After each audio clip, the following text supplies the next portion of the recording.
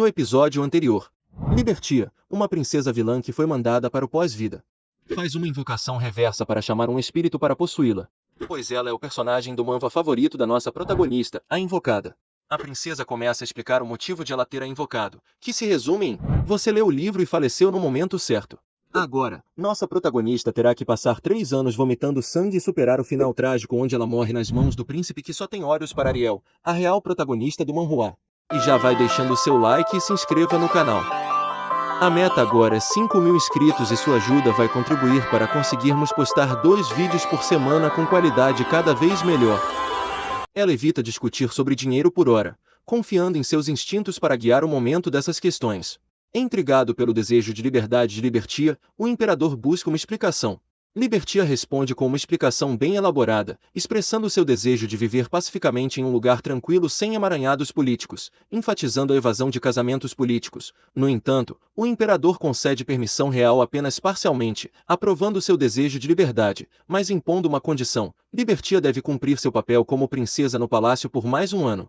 Esta condição inesperada choca Libertia. O imperador afirma sua autoridade declarando que não haverá casamentos políticos arranjados para Libertia, deixando-a surpresa. Em uma reviravolta surpreendente, ele também anuncia que não abordará o assunto da sucessão ao trono por um ano, permitindo a Libertia manter seus direitos durante esse período. Chocada com essas decisões inesperadas, Libertia busca esclarecimentos.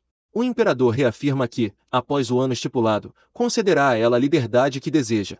Enquanto ela reconhece que permanecer no palácio por 3 meses é gerenciável, a perspectiva de um ano inteiro apresenta desafios significativos. Preocupações sobre sua doença incurável surgem conforme ela contempla a dificuldade de se retratar como saudável após um ano, quando a natureza de sua doença sugere uma expectativa de vida limitada de apenas mais 2 anos. Contemplando o inesperado decreto do imperador, ela luta com a realização de que deve encontrar uma cura para sua doença dentro do ano dado. Ela questiona se o imperador está brincando e lamenta sua aparente falta de intenção de considerar suas sugestões. Frustrada, ela exclama sua incredulidade e brevemente considera a possibilidade de confronto. No entanto, a Libertia rapidamente percebe o risco de expressar seus verdadeiros pensamentos ao imperador, temendo uma execução instantânea. Respira, porque se tu der na cara dele ele te faz reencarnar de novo. Apesar de seu apelo para ser ouvida, o imperador a dispensa bruscamente, e Libertia reflete sobre o contraste entre essa dispensa atual e alguns dias atrás, quando foi expulsa da presença do imperador de maneira igualmente patética. Ao receber o diagnóstico por escrito, Sua Majestade fica visivelmente abalado com a revelação da condição da princesa. O médico explica que a princesa contraiu rafilis, uma doença terrível e incurável. O imperador reconhece os esforços do médico para encontrar uma cura como algo que soa louco, refletindo sobre sua incapacidade de valorizar a princesa devido à dor persistente de perder alguém amado. Ele revela que apenas seu filho, Lavro, ocupa um lugar em seu coração após a morte de sua amada. Além disso, a princesa Libertia não era uma criança com quem ele pudesse mostrar afeto, mesmo com palavras vazias. Sendo a descendente da única vilã imperatriz Lian Vance, o poder exercido por sua família era significativo. Era impossível para ele valorizar a princesa com todo o coração. Ele nem achava que isso importava, afinal, a família imperial não deveria ser uma afetuosa. No entanto, ao saber sobre sua doença, ele se viu incapaz de afastá-la tão firmemente quanto antes. No início, o imperador estava disposto a acomodar todos os pedidos da princesa Libertia se a liberdade fosse tudo o que ela buscasse. Ele avaliou os potenciais benefícios de atender aos seus desejos. No entanto, com o tempo, ele se viu incapaz de se aproximar dela, sentindo uma sensação de relutância. Apesar de ter apenas 19 anos, a princesa tinha no máximo 2 anos de vida. Contemplando a possibilidade de ela suportar uma dor imensa e desaparecer, deixando apenas um pequeno túmulo aos 21 anos, surgiram questões sobre seu desejo por uma vida tranquila e reclusão. Ele contempla a importância de uma flor que floresce sobre os túmulos daqueles que sucumbem a rafilis. A flor do vento, com suas belas pétalas azuis que se assemelham ao vento, é vista por alguns como uma representação da alma. Há a crença de que a juventude perdida canta uma música sobre liberdade através dessa flor. O imperador recorda a princesa Libertia repetidamente proferindo a palavra liberdade alguns dias atrás, refletindo sobre o fato de que uma pessoa jovem, nem mesmo com 20 anos, fala sobre morte com uma expressão aparentemente indiferente. Ele reconhece seu profundo desejo de escapar e simplesmente desejar partir. Ele reflete sobre a preocupante realização de que o palácio, apesar de ser um local de realeza, deve ter sido uma fonte de dor para a princesa Libertia. Ele contempla a ideia de que, por trás de sua atitude orgulhosa, ela poderia ter sido uma criança solitária incapaz de expressar seus sentimentos. Esses pensamentos persistem em sua mente, apesar de considerar a opção de sua partida imediata e renúncia ao trono. Ele reconhece a presença de numerosos adversários contra a princesa, reconhecendo que seus inimigos, apesar de se oporem à família de sua mãe, na verdade não a protegeriam. Rapis decide adiar sua partida por um ano para garantir sua segurança. Ele reconhece o paradoxo de se preparar para alguém que nunca abraçou antes. Diante da realidade do tempo limitado da princesa Libertia, ele contempla que conceder todos os seus desejos pode ser a melhor ação para ela. No entanto, ele decide ordenar que ela fique ao seu lado por mais um ano. Ele tem que, se ela sair apenas com memórias de ter sido abandonada, ele nunca possa se perdoar. A princesa Ariel, a inocente filha de um duque, vive uma vida segura, porém monótona, em uma vila protegida devido ao excesso de proteção de seu pai. O único prazer de Ariel é brincar com um garoto de sua idade que misteriosamente aparece, a quem ela carinhosamente chama de Senhor Fada. Apesar de Ariel ter cerca de 10 anos, ela segue o garoto que vem até a humilde e monótona vila. O garoto, Lav, fala a Ariel: "Você é minha, não é?" O que Ariel inocentemente responde alegremente que sim, considerando-o seu amigo. O garoto relata que, ao testemunhar o sorriso completo e inocente de Ariel quando criança, ele sorriu com satisfação. A história então avança para Ariel de 18 anos fazendo sua estreia na alta sociedade em um baile celebrando a fundação do país. Lá ela encontra seu senhor Fada, a quem não via desde os 15 anos, e descobre que ele é, na verdade, o príncipe herdeiro. Enquanto isso, Libertia pronuncia de forma enigmática: "É assim que os portões do inferno se abrem", deixando a criada surpresa e sem entender. Libertia reflete sobre a natureza louvável de Ariel e Lavro, possivelmente devido à juventude deles. Ela contempla o que fazer quando os portões do sofrimento se abrirem. Uma das criadas sugere fugir se isso acontecer, e Libertia concorda, embora para ela, os portões do inferno seja ter um casamento ruim. As empregadas expressam sua preocupação, enfatizando a necessidade de escapar de tais situações mesmo antes que elas se desdobrem. A segunda empregada expressa incerteza, não sabendo o que dizer. Lícia concorda, reconhecendo que algo parece errado. Ela então pergunta a Rini se ela vai fazer 15 anos este ano, ao que Ria confirma. Libertia reflete sobre sua própria idade e se ter um noivo neste momento é apropriado. Depois de visitar o imperador, ela passa 3 dias se recuperando mentalmente e refinando seu plano. Embora não tenha sido sua intenção, ela observou que a percepção do imperador sobre ela parecia ter melhorado. Ela brinca dizendo que é bom quando tudo acaba bem. "Sua Alteza há algo de errado?" perguntou a empregada. Ao que Libertia responde que não é nada. Em seus pensamentos, ela avaliou as potenciais consequências de fugir após 3 meses, considerando o impacto no suporte financeiro e o risco de uma sentença de morte. Diante dessas considerações, ela contemplou enquadrar sua partida como um período necessário de recuperação. Contemplando sua situação, Liu reconhece o perigo potencial de ser alvo do príncipe herdeiro se ela tentar sair sem renunciar oficialmente ao seu direito ao trono, como um obstáculo para as aspirações do príncipe. Ela se reconhece como alvo de eliminação, expressando o desejo de confrontar o príncipe e partir. Ela reconhece a impraticabilidade de tal abordagem, virando-se para sua empregada Lebreia para discutir as opções disponíveis. A primeira opção envolve partir para um local de recuperação, mas ela nota a possibilidade de cometer erros. Por outro lado, a segunda opção, embora oferecendo uma menor chance de erros, vem com uma maior probabilidade de complicações. Ao ouvir a menção de Libertia a um plano infalível, a criada questiona a certeza do sucesso. Libertia afirma a eficácia de outra abordagem, introduzindo o personagem Daniel. Ela descreve Daniel como alguém que se torna o obstáculo final para o príncipe e Ariel, justamente quando estão prestes a se casar, criando o caos antes de desaparecer. Libertia enfatiza a força de Daniel, superando a do príncipe, e relata como ele parte para um lugar distante ao final do romance, trazendo paz ao império, apesar de ser percebido como um diabo por muitos. Ela defende Daniel, afirmando que ele realmente se preocupa com aqueles sob seu comando. Libertia pensa que, se ela conseguir se tornar um dos seus, ela pode receber a sua proteção, e essa é sua solução perfeita. A empregada, no entanto, levanta preocupações sobre a complicação desse plano. Libertia reconhece a complexidade, descrevendo Daniel como um personagem com um papel vilão em vez de um papel de apoio. Ela destaca o perigo ao revelar a posição de Daniel como líder da Guilda dos Assassinos, acrescentando que ela nem mesmo conhece seu rosto. Libertia enfatiza que Daniel nutre um grande ressentimento em relação à família imperial, tornando-o uma figura perigosa para ela, como alguém de linhagem imperial. A criada, analisando as possibilidades, expressa que escolheria a segunda opção, enfatizando a importância de selecionar a solução correta, mesmo que seja desafiadora. Libertia questiona por quê, e a criada explica que, a longo prazo, uma solução desafiadora, porém correta, é preferível, pois pode levar à resolução. Libertia reflete sobre isso, percebendo que, em vez de arriscar sua vida nas ações imprevisíveis do príncipe herdeiro, depositar esperanças em Daniel, mesmo que seja uma pequena chance, pode ser uma melhor solução. Ela reconhece que precisará se alinhar com Daniel, que desempenha um papel vilão, e transformá-lo em um aliado. Por fim, ela agradece às duas empregadas por terem ajudado com isso. Após retornar ao seu quarto, Libertia reflete sobre uma nova realização. Ao acordar, ela tem certeza de que está gradualmente desbloqueando as memórias da Libertia Uni, progredindo um ano de cada vez. Libertia se maravilha com o fato de que, mesmo como uma criança ridiculamente linda aos 3 anos, a Uni era inexpressiva, andando silenciosamente sem se intimidar pelo seu entorno. Essa revelação leva Libertia a concluir que a personalidade da Uni Libertia tem sido consistente desde seus primeiros anos, apesar de sua natureza reservada. Libertia, cheia de energia, sobe na varanda e exclama: "A vida é bela." Ela reflete sobre a recuperação suave de suas memórias inquietas e decide sobre seu curso de ação daqui em diante. Ela decide enfrentar os belos protagonistas masculinos e personagens secundários e ajudá-los a encontrar a felicidade. Liberty enfatiza como esses personagens, embora considerados secundários, eram tão significativos quanto os principais para ela. No entanto, seu entusiasmo é temperado pela realização de que alguns desses personagens sofreram, desistiram de seus sonhos e se tornaram sacrifícios devido à obsessão do príncipe por Ariel, querendo-a completamente para si. Liberty afirma que o príncipe não conseguia tolerar ninguém além dele mesmo estar perto de Ariel.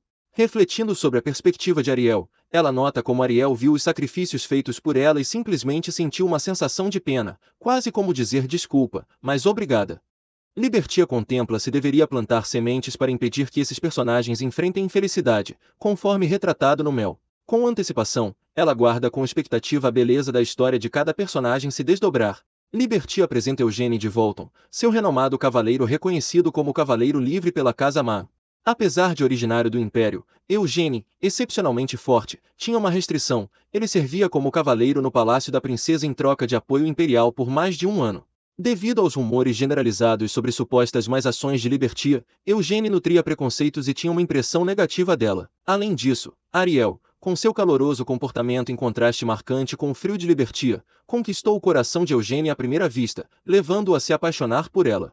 Libertia revela que Eugene, o primeiro personagem a manter uma amizade próxima com ela por um longo tempo, infelizmente, devido a esse relacionamento próximo, ele cai na armadilha do príncipe e encontra seu fim.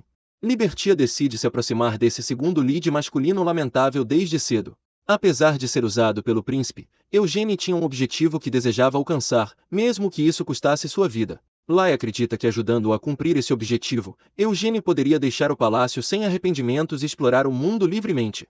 Libertia bate a porta e chama, perguntando se alguém está dentro. Contemplando o personagem influenciado por rumores, ela espera mudar sua percepção preconceituosa apresentando uma imagem diferente. Imaginar a perspectiva de se tornarem amigos próximos enquanto o auxilia a alcançar seu objetivo a empolga. De repente, a porta se abre, assustando Libertia. Diante dela está Volton, dirigindo-se a ela com uma saudação. Ela observa seus esplêndidos cabelos prateados e olhos, notando a elegância e linhas claras reminiscentes de uma pintura a óleo. Embora seu comportamento estoico chame a atenção dela à primeira vista, Liberty exclama: "Senhor Volton", enquanto observa seus lábios finos e bem desenhados que tinham um charme irresistível. Ela reflete sobre o resultado positivo de vir vê-lo, expressando sua alegria por encontrar um homem tão bonito. Pegando a mão de Von, ela o surpreende e ele questiona suas ações. Libertia responde, afirmando que está expressando gratidão e agradecendo por ele ter nascido, apreciando sua aparência bonita. Libertia, pensativa, toma uma decisão com entusiasmo, declarando seu compromisso de se apaixonar pelos próximos 3 meses. Quando o Sr. Volton a questiona sobre isso, ela expressa francamente sua admiração, elogiando sua aparência, apesar de sua confusão. Ela continua solicitando seu tempo para o dia e propondo uma exploração conjunta de vários lugares dentro do palácio expansivo. Liberty explica que passar tempo juntos e criar memórias positivas poderia eventualmente levar a uma mudança na percepção de Eugene, tornando-o mais confortável e aceitando sua bondade. Volton comenta, questionando a necessidade de Libertia pedir seu tempo em vez de comandá-lo, destacando a dinâmica de poder dentro do palácio. Libertia reflete sobre por que Eugene, o cavaleiro de escolta, mostrava consistentemente desdém por ela, percebendo que ele queria se distanciar. Apesar do desprezo de Eugene pela família imperial, seu status como cavaleiro de prata lhe oferece um nível de proteção. Libertia reconhece que poderia dar ordens por ser de linhagem imperial, mas sugere uma abordagem mais diplomática, chamando Volton de cavaleiro e sugerindo uma compreensão mútua em vez de um comando. Libertia reconhece o desconforto entre ela e Volton, expressando sua relutância em fazê-lo se sentir desconfortável. Em vez de emitir uma ordem, ela humildemente pede um pouco de seu tempo, buscando uma abordagem mais cooperativa. Libertia, em seus pensamentos, reconhece brincalhona a atratividade de Von e o instiga a concordar, confiante de que ele pode achar desafiador recusar tal pedido. Em resposta, Volton questiona o desconforto potencial que o pedido pode causar, indicando a complexidade de suas interações e as possíveis consequências de concordar com sua proposta. Libertia contempla ir sozinha se Fulton estiver desconfortável em acompanhá-la, questionando se ele a odeia a esse ponto e sugere brincando que tem outros cavaleiros de escolta além dele. No entanto, ela confessa que especificamente quer ele porque gosta dele, enfatizando que deve ser por causa de seu rosto. Apesar da declaração anterior de Von sobre não gostar dela, ele responde com um sorriso, reconhecendo a complexidade dos sentimentos de Libertia e descrevendo sua admissão como uma confissão comovente. Libertia se diverte com a tentativa de Von de potencialmente insultá-la, interpretando mais como sedução e achando surpreendentemente agradável. Apesar de Volton afirmar ser fraco contra tais confissões, ele concorda em escoltá-la e pergunta para onde ela gostaria de ir. Liberty expressa sua gratidão, brincando que Volton é de fato fraco contra palavras diretas. Volton reflete sobre seus motivos iniciais para vir ao palácio, revelando que sua principal razão era competir contra o Duque Eric e elevar seu status. Ele reconhece ter pouco interesse no palácio, estando mais focado nos benefícios prometidos pelo Império. No entanto, sua experiência se torna sufocante por ser subordinado à princesa Libertia, da qual ele esperava ser rapidamente derrubada. Apesar disso, quando Liberty inesperadamente agradece por concordar em escoltá-la, Volton acha suas ações interessantes. Ele se pergunta se ela está ciente de seu desagrado em relação a ela e, apesar de não entender suas motivações, decide seguir sua liderança por enquanto. Por outro lado, Liberty admite à sua criada Emma que não tem senso de direção, enfatizando quão ruim é. Mesmo que Emma e outra criada, Remy, sugiram que poderiam acompanhá-la, Liberty expressa gratidão e decide ir com o Sr. Volton. Isso revela a preferência de Libertia pela companhia de Sr. Volton sobre suas criadas, possivelmente devido ao relacionamento tenso. A criada Reyne expressa preocupação sobre Libertia ir com um cavaleiro aparentemente rude, provocando outra criada a abordá-la. Libertia as tranquiliza, afirmando que iniciou o arranjo e encoraja-as a aproveitar o tempo delas. Ela menciona ter um mapa rudimentar para evitar se perder e dispensa quaisquer preocupações sobre o senso de direção de Volton, apesar do ceticismo da criada. Liberty observa interiormente o alívio delas, achando divertido. Liberty então se despede, descrevendo o destino como uma área relativamente intocada e bonita, com pequenas flores silvestres espalhadas entre as árvores, preparando o cenário para sua saída com o cavaleiro Volton. Liberty, olhando na direção de Volton, menciona o comentário de Emma sobre o mapa rudimentar. Volton reconhece e pergunta o motivo de Liberty querer ir para o local especificado com ele. Libertia, considerando o tom de Von, se pergunta se ele está confuso e sente um leve cansaço. Ela reitera sua explicação anterior, preparando-se para esclarecer suas intenções mais uma vez. Volton a interrompe, aconselhando Libertia a ir direto ao ponto e pergunta claramente a razão real, em vez de seu comentário brincalhão sobre gostar dele. Libertia responde, enfatizando que seu afeto é realmente a razão genuína e tranquiliza Volton para não se preocupar com isso. Ela expressa que não espera nada em troca dele. Volton, aparentemente surpreso, questiona a existência de tamanha simplicidade no mundo. Libertia ri, afirmando que realmente existe e acha sua reação adorável, comparando-o ao seu gato mal-humorado. Liberty anuncia a chegada deles, e ao olhar nos olhos de Von, percebe que ele se parece mais com um nobre lobo prateado do que com um gato mal-humorado. Em seus pensamentos, ela brinca sobre a diferença. Volton, curioso, responde ao seu olhar. Liberty descarta, chamando de nada, e então elogia animadamente o local que alcançaram, enfatizando quão aconchegante é. Ela até compara uma ilha do tesouro. Volton, um pouco perplexo, questiona sua escolha de palavras, perguntando se é como uma ilha do tesouro. Liberty compara o lugar a uma ilha escondida e isolada, sugerindo que, embora possa parecer rudimentar por fora, há tesouros a serem encontrados dentro. Ela convida Volton a sentar-se com ela perto de uma árvore, enfatizando a atmosfera aconchegante. Volton, aparentemente desconfiado de suas intenções, a questiona, mas Liberty finge não ouvir brincando. Volton então sugere que ela se levante momentaneamente para evitar sujar-se ao sentar. Liberty, já sentada, expressa que não há necessidade de manter a pose em um lugar como aquele, mas Volton colocando um lenço no chão insiste que ela deve sentar. Liberty, surpresa, nota internamente o charmoso comportamento de Volton, se perguntando se sua reputação como conquistador vem de momentos como esse. Volton, percebendo a mudança de tom de Liberty, a questiona sobre isso e ela responde brevemente que não é nada. Liberty, surpresa com o tratamento impressionante, admite abertamente que gosta do cavaleiro Volton.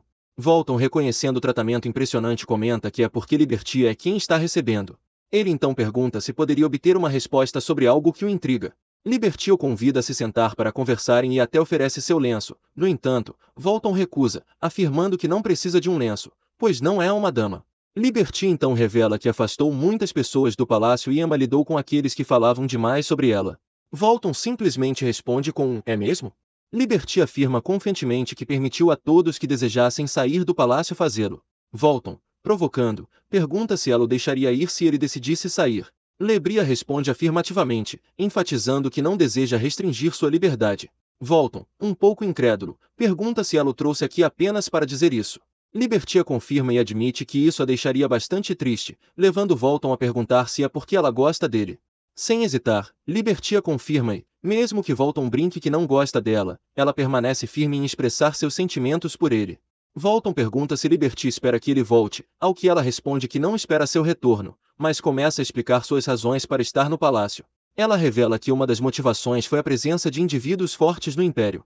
Ela explica que Eugene, apesar de ser um cavaleiro no palácio da princesa, está atualmente em espera. Ela ainda revela que a intenção original de Eugene era retornar ao palácio da princesa para evitar que Liberty interferisse com Ariel. Outra razão para estar no palácio era o desejo de Eugene de encontrar uma pessoa formidável específica, o Duque Eric Cain. Liberty está ciente de que, no Noel, o príncipe coroado explorou as diferenças nas personalidades de Eugene e C para aprofundar a divisão entre eles, levando a um duelo inevitável. Neste duelo, não houve um vencedor claro. Uma pessoa perdeu sua honra e um braço, enquanto a outra perdeu sua vida. Liberty a questiona Volton sobre suas intenções depois de encontrar uma pessoa forte, a qual ele afirma que definitivamente o desafiará. Liberty investiga mais a fundo, perguntando se é com a intenção de uma luta até a morte, a qual Volton descarta a ideia, enfatizando que não é uma briga de cachorro. Liberty expressa a Volton que não deseja que ele retorne e espera vê-lo em um estado em que não esteja amarrado. Ela observa como ele sempre parece sufocado sempre que o via. Volton, reconhecendo a observação dela, responde. Liberty expressa seu desejo para que ele encontre um adversário forte que atenda às suas expectativas em breve. Em um momento descontraído, ela menciona lavar um lenço e devolvê-lo a ele, ao que Volton responde com humor, criando uma atmosfera leve e alegre entre eles. Liberty a sugere que eles deveriam ir e Volton concorda entusiasticamente.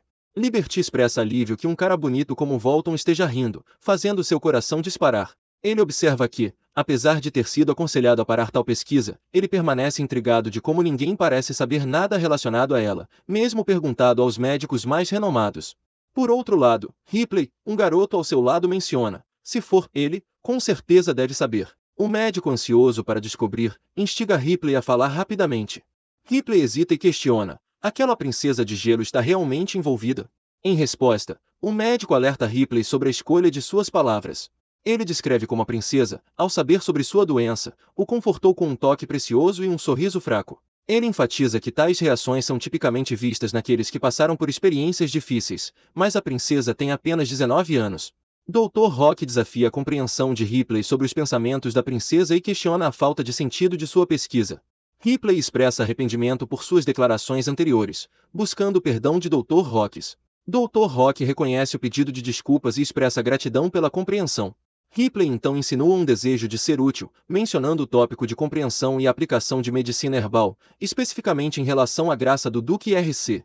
Dr. Rock questiona Ripley sobre o rumor envolvendo a fruta de Troia, perguntando especificamente se estão se referindo ao indivíduo varoliano. Ripley confirma e menciona ter ouvido o rumor. O intrigante interesse no rumor é que a fruta de Troia pode não ser uma fruta, mas sim uma flor. Dr. Rock busca informações sobre a validade dessa alegação e Ripley admite que não há como verificá-la. No entanto, Ripley afirma que a informação vem da pessoa mencionada, e quando o Dr. Rock pergunta se estão falando sobre o Duque Eric, Ripley confirma, enfatizando que é um palpite pessoal. Ripley revela uma informação interessante, afirmando que a fruta de Troia apareceu apenas 3 vezes no mundo até agora e cada ocorrência compartilhou semelhanças especiais. Dr. Rock expressa curiosidade sobre essas semelhanças e Ripley continua a explicar. Primeiro, sempre havia uma pessoa de cabelos pretos por perto durante cada aparição. Em segundo lugar, uma fragrância agradável envolvia a área circundante antes da fruta se manifestar. Em resposta a esses detalhes, Dr. Rock questiona humoristicamente se um verdadeiro inventador poderia ter fabricado a informação. Ripley confirma que sua investigação sobre a fruta de Troia vai além de um mero rumor. A conversa persistente sobre a fragrância distinta na área onde a fruta apareceu alimenta sua crença de que a especulação sobre ser uma flor provavelmente se originou dessa fonte. Ele revela que, em sua busca pela verdade, ele explorou vários lugares e indivíduos, com o Duque RC surgindo como o mais suspeito. Ripley enfatiza a importância da fruta de Troia entre os herbalistas como o santo graal das ervas. Ele afirma francamente que sua revelação é impulsionada por interesse pessoal, lançando luz sobre as informações limitadas disponíveis sobre esse tópico intrigante. Dr. Rock expressa gratidão pela informação e contempla se deve procurar o Duque Eric. Ripley aconselha cautela, mencionando um rumor perigoso que rótula o Duque como descendente de um demônio. Ele adverte contra encontrá-lo, enfatizando as potenciais consequências. Dr. Rocks, segurando Ripley, aprecia o guia, expressando alívio por poder ajudar a princesa. Ripley permanece curioso sobre o significado da própria morte e o conceito enigmático da fruta de Troia. Neste momento contemplativo, LeBray expressa o desejo de abraçar Ripley uma vez, mas Ripley resiste, exclamando "Eu não quero". Libertia fica se perguntando se há uma implicação de que a princesa pode morrer em breve, mudando seus pensamentos. Libertia faz uma comparação entre Eugênie e Caim, descrevendo como um homem bonito com cabelos pretos e olhos pretos, retratando olhos tristes profundos que sugerem histórias escondidas, apesar de sua aparência vampiresca. A personalidade de Caim é caracterizada como muito íntegra e direta. Libertia observa que encontrá-lo é fácil, mas ele se torna incrivelmente estranho em um cenário significativo, insinuando um trauma específico. Libertia questiona se os arredores estão relacionados a Eugênie. Volton propõe caminhar para aliviar o tédio, provocando um reconhecimento de Libertia. Quando Volton a chama de princesa, Libertia, internamente angustiada por seu sorriso cativante, sente que seu rosto pode estar pálido, atribuindo isso à baixa resistência. Embora Volton reconheça seus pensamentos, revelando o efeito de seu sorriso em sua compostura, preocupado, ele questiona sua saúde. Libertia, nervosa, insiste que está bem e sugere continuar. Em seu monólogo interno, ela deseja que Volton se aproxime, garantindo-lhe que ela está realmente bem, mas secretamente lutando com suas emoções, na tentativa de mudar o humor. Libertia procura por algo e se lembra do lenço que Volton lhe emprestou, animadamente mencionando que ela o limpou, lavou e passou a ferro. No entanto, quando Volton menciona o Duque Eric, ela repentinamente admite saber sobre ele, referindo-se a ele como o Cavaleiro das Sombras e notando sua tentativa de fingir ignorância sobre o rumor do cavaleiro mais forte do Império. Libertia revela que o Duque RC fica principalmente em um local acessível apenas aos membros da família imperial, tornando-o desafiador de encontrar, a menos que ele escolha sair. Volton parece não estar ciente, questionando sua declaração, mas Libertia, observando sua tentativa de ignorar, avalia playfulmente seu ato adorável. Ela lembra a ele seu desejo anterior de competir com uma pessoa forte e sugere o Duque Eric como um oponente formidável. Volton concorda entusiasticamente e Libertia, com uma risada alegre, propõe que eles vão juntos. Volton expressa gratidão, preparando o palco para um desenvolvimento interessante em suas interações. Libertia menciona que inicialmente acreditava que a torre estava desocupada, como muitos outros fazem. Volton reconhece o equívoco comum e Libertia revela que o escritório de Duque Eric Khan fica na Torre Negra, perto da biblioteca do Palácio Imperial. Esta torre é restrita a indivíduos autorizados pela família imperial, tornando-a inacessível a estranhos como Eugene. Ela então pede um favor a Volton, que concorda prontamente. Libertia expressa seu desejo pelo autógrafo de Volton, contemplando as várias possibilidades de interação, incluindo tocar seus músculos ou dar as mãos. No entanto, ela decide por um pedido simples para que Volton segure sua manga uma vez, especialmente porque planeja sair do castelo no final do outono ou início do outono, quando usará vestidos com mangas. Volton surpreso questiona sua escolha de pedir para segurar uma manga e Libertia internamente se pergunta se pode ser cedo demais para tal pedido. Libertia admite que seu pedido para Volton segurar sua manga é motivado por sua admiração por seu rosto, esclarecendo que não pretende incomodá-lo. Ela menciona o tempo limitado que terão, expressando arrependimento de que ele possa sair logo após conhecer o Duque Eric. Libertia tranquiliza Volton para não se sentir sobrecarregado pelo pedido, devido ao seu tempo limitado restante, e reflete sobre se suas ações espontâneas afetaram o pequeno vínculo de amizade que tinham. Apesar disso, ela menciona brincalhão que vai provocá-lo no futuro e sugere que os fãs dedicados nunca desistem. Liberty expressa seu pedido a Volton, enfatizando que vem de sua genuína simpatia por ele e não com a intenção de causar problemas. Volton responde afirmativamente, concordando com seu pedido.